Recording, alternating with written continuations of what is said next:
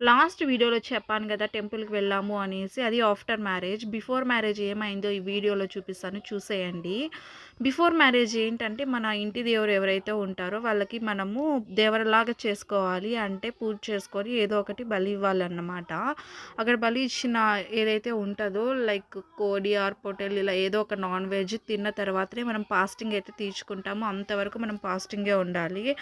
అప్పుడేమంటే full వర్షాలు. ఆ వర్షంలోనే వెళ్ళి ఫస్ట్ గుడి దగ్గర అంతా క్లీన్ చేసుకొని వచ్చిన తర్వాత రెడీ అయ్యేసి, మళ్ళీ అయితే అన్నీ తీసుకొని గుడి దగ్గరికైతే వెళ్ళాము. వన్స్ లగ్న పత్రిక రాసుకున్న తర్వాత నుంచి మ్యారేజ్ అయ్యే వరకు ఏదైతే ఈ ఫెస్టివ్ ఉందో ఇది అయ్యే వరకు నాన్ వెజ్ అయితే ఇంట్లో వాళ్ళు పెళ్ళికొడుకు ఆర్ పెళ్ళికూతురు తినకుండానే ఉంటారు.